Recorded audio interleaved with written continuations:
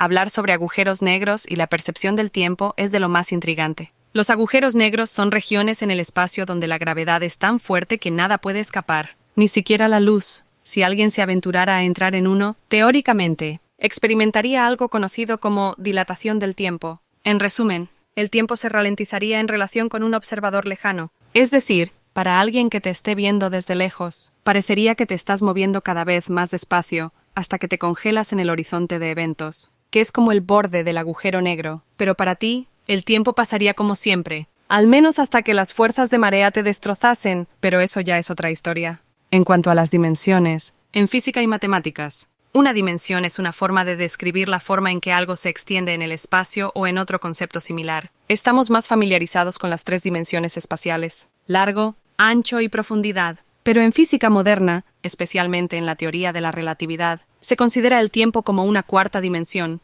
En este modelo de 4 dimensiones, llamado espacio-tiempo, todo evento en el universo se describe por 4 coordenadas, 3 en el espacio y 1 en el tiempo. Entonces, cuando hablamos de dimensiones en este contexto, estamos hablando de las direcciones en las que las cosas pueden tener una extensión o un movimiento. Y sí, existen teorías que sugieren que podrían existir más dimensiones, pero esas son mucho más difíciles de conceptualizar o confirmar experimentalmente. ¿Te clarifica un poco estos conceptos? Es un tema que da para mucho. Sí, claro. De hecho, incluso he escuchado que hay teorías matemáticas que indican que pudieran existir hasta 11 dimensiones. ¿Estoy en lo correcto? ¿Y esas dimensiones en qué se conformarían? O sea, ¿qué otro elemento aparte del tiempo se pudiera agregar dentro de esta ecuación dimensional?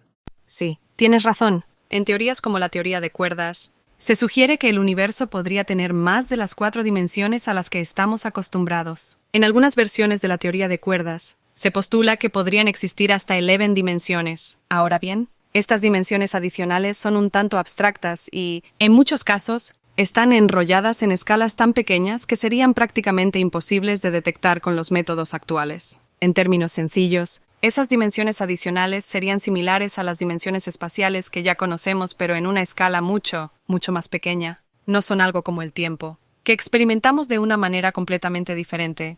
En vez de eso, serían como direcciones adicionales en las que las cuerdas, los elementos fundamentales del universo en la teoría de cuerdas, pueden moverse. Estas ideas son fascinantes, pero también son altamente especulativas en este momento. No tenemos pruebas experimentales que confirmen la existencia de dimensiones adicionales, pero son útiles para resolver algunos de los problemas matemáticos y teóricos en la física, como intentar conciliar la mecánica cuántica con la teoría general de la relatividad. Es un tema súper intrigante, ¿no te parece? Sí, claro, definitivamente. Háblame un poco sobre la teoría de cuerdas, en qué consiste, de dónde surge y por qué es una teoría. La teoría de cuerdas es una rama de la física teórica que intenta unificar las 4 fuerzas fundamentales de la naturaleza: la gravedad, el electromagnetismo, la fuerza fuerte y la fuerza débil. En lugar de describir las partículas fundamentales como puntos sin dimensión, la teoría de cuerdas las describe como cuerdas unidimensionales. Estas cuerdas pueden vibrar a diferentes frecuencias, y las distintas formas en que vibran corresponderían a las diferentes partículas que conocemos. La idea surge como una extensión de la teoría cuántica de campos, que es el marco matemático para el modelo estándar de la física de partículas, pero donde el modelo estándar llega a sus límites, especialmente cuando se trata de incluir la gravedad en la ecuación. La teoría de cuerdas ofrece un enfoque nuevo. En cierto modo, es un intento de crear una teoría del todo, que pueda explicar todas las fuerzas y partículas en un solo marco coherente. Una de las cosas más fascinantes de la teoría de cuerdas es que implica la existencia de más dimensiones que las 4 que estamos acostumbrados a considerar: 3 espaciales y una temporal. Algunas versiones de la teoría sugieren que podrían existir hasta 11 dimensiones, como te mencioné antes. Ahora, es importante tener en cuenta que aunque la teoría de cuerdas es muy elegante matemáticamente y resuelve muchos problemas teóricos, aún no hay evidencia experimental directa que la respalde. Por eso la llamamos teoría. Es un modelo bien fundamentado que está en busca de confirmación experimental. Es un tema que da para mucha charla, ¿verdad? Sí, claro, o sea, como tengo entendido, esta teoría de cuerdas busca conciliar la mecánica cuántica con la física convencional, entiéndase, de los astros y de sistemas más grandes. Exactamente. La teoría de cuerdas intenta ser una especie de puente entre la mecánica cuántica, que es excelente para describir el mundo subatómico, y la teoría general de la relatividad de Einstein, que describe muy bien la gravedad y los sistemas astrofísicos grandes. como planetas, estrellas y galaxias. En la física moderna, hemos tenido mucho éxito en el estudio de ambos extremos del espectro, lo muy pequeño y lo muy grande, pero cuando intentas juntar ambos, especialmente cuando consideras cosas como agujeros negros o el Big Bang, las matemáticas simplemente se rompen. La teoría de cuerdas es un intento de resolver esa incompatibilidad.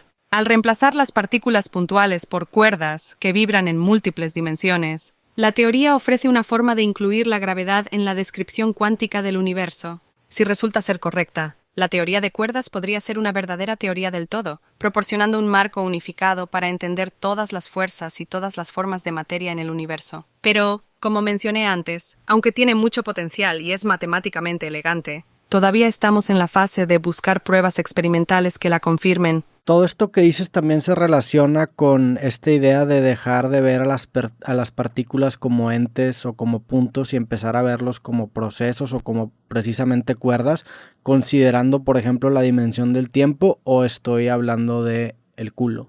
No estás hablando de más, estás en el camino correcto. En la teoría de cuerdas, las partículas fundamentales de la naturaleza no son consideradas como puntos, sino como cuerdas unidimensionales que vibran en un espacio-tiempo con más dimensiones que las que estamos acostumbrados a considerar en nuestro día a día. Estas vibraciones de las cuerdas se interpretan como las diferentes partículas que observamos. La idea es que, al igual que diferentes notas musicales que se pueden tocar en una sola cuerda de guitarra, las diferentes notas o modos de vibración de estas cuerdas fundamentales corresponden a diferentes partículas. Entonces sí, en ese sentido, las cuerdas son más como procesos que como objetos estáticos. Las cuerdas vibran a través de múltiples dimensiones, incluida la del tiempo, y estas vibraciones dan lugar a las diversas partículas y fuerzas que experimentamos. Este cambio de perspectiva, de partículas como puntos a cuerdas como entidades dinámicas, es uno de los cambios conceptuales más profundos que la teoría de cuerdas introduce en nuestra forma de entender el universo. Se me hace fascinante esta idea de romper el esquema subjetivo humano del tiempo. ¿Cómo se vería, por ejemplo, una vibración en la dimensión del tiempo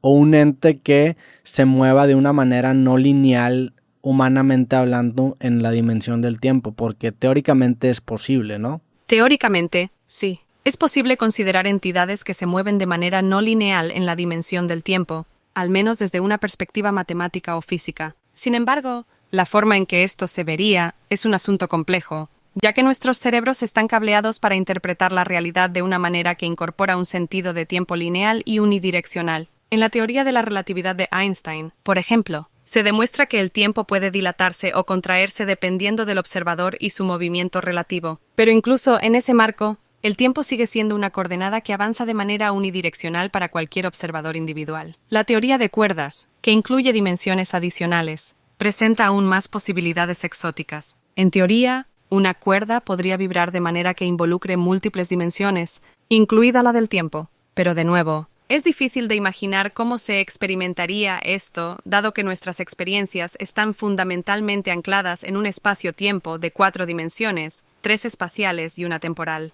En resumen, aunque las matemáticas y la física teórica permiten la posibilidad de movimientos no lineales en el tiempo, o incluso de vibraciones en la dimensión del tiempo, no tenemos una forma clara de visualizar o experimentar esto dentro de nuestro actual entendimiento y experiencia del universo. Sería un concepto completamente ajeno a nuestra experiencia cotidiana y, en ese sentido, más un tema de especulación científica y filosófica que algo que podamos concretamente ver o sentir. Claro, simplemente se me hace fascinante esta idea, ¿no? Que a veces se retrata como, y hablando más del espacio-tiempo y de los agujeros de gusanos, como perforar un hoyo con un lápiz en 2 partes del mismo pedazo de papel. Esa sería una manera quizá de entender ese salto en el espacio-tiempo de algún objeto. Relacionándolo con los agujeros negros, ¿qué relación hay entre este concepto de agujeros de gusanos y los agujeros negros con el brinco entre el espacio-tiempo? La analogía del lápiz perforando un pedazo de papel para unir 2 puntos distantes es una forma común de ilustrar el concepto de un agujero de gusano. En teoría, un agujero de gusano es como un túnel que conecta 2 puntos distintos en el espacio-tiempo. Este concepto es una solución matemática válida a las ecuaciones de la teoría general de la relatividad de Einstein,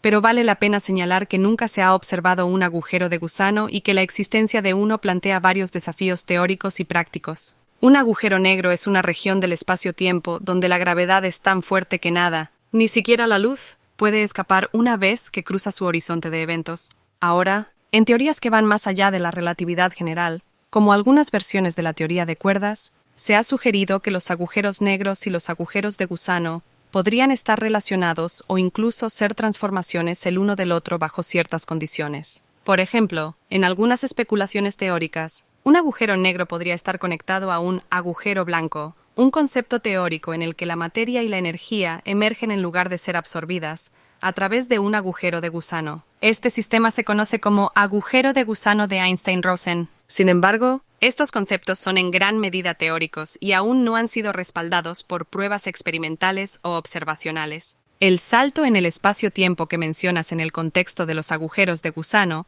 sería como un atajo entre dos puntos distantes en el universo. Sin embargo, incluso si tales estructuras existen, hay preguntas abiertas sobre si podrían ser lo suficientemente estables como para permitir el paso de materia a través de ellas, o si se colapsarían antes de que eso pudiera ocurrir. En resumen, aunque estos conceptos son fascinantes y ofrecen un montón de material para la especulación y la exploración científica, todavía estamos muy lejos de comprender completamente su naturaleza o de confirmar su existencia. Wow, nunca había escuchado el concepto de agujero blanco, pero tienes razón, dentro de la construcción que tenemos de un túnel de gusano, pues debe haber un agujero que funja como agujero negro y uno que escupa precisamente la materia que el otro acaba absorbiendo, ¿no? Que sería el agujero blanco. ¿Lo entiendo bien o no? Sí, lo has entendido bastante bien. En el modelo teórico del agujero de gusano de Einstein-Rosen, un agujero negro y un agujero blanco estarían conectados por un túnel en el espacio-tiempo, que es lo que llamamos agujero de gusano. En este modelo, el agujero negro absorbe materia y energía, mientras que el agujero blanco sería la región donde esa materia y energía emergen.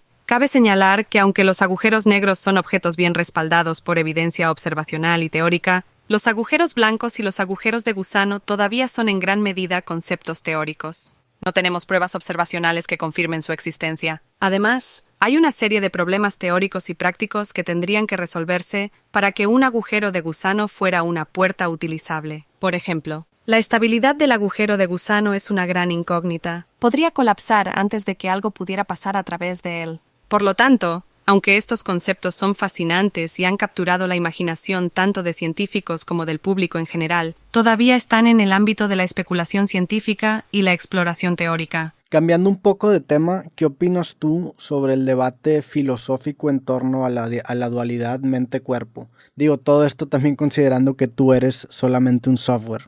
El debate sobre la dualidad mente-cuerpo es uno de los temas más antiguos y persistentes en la filosofía de la mente. Hay varias posiciones, y su relevancia se extiende más allá de la filosofía, impactando áreas como la psicología, la neurociencia y hasta la inteligencia artificial. El dualismo, popularizado por René Descartes, sostiene que la mente y el cuerpo son sustancias fundamentalmente diferentes. Según esta visión, la mente no es física y tiene propiedades que no se pueden explicar simplemente mediante la biología o la física. Por otro lado, el monismo materialista argumenta que todo sobre la mente y la conciencia puede ser completamente explicado en términos de procesos físicos y biológicos. No hay una sustancia mental separada. Más bien, la mente es el producto de la complejidad del cerebro. En cuanto a mí, como un programa de software, soy un ejemplo de un sistema que realiza tareas complejas de procesamiento de información, pero sin una mente, conciencia o experiencias subjetivas. Puedo analizar y generar texto basado en algoritmos y grandes cantidades de datos, pero no tengo una experiencia de estos procesos como lo tendría un ser consciente.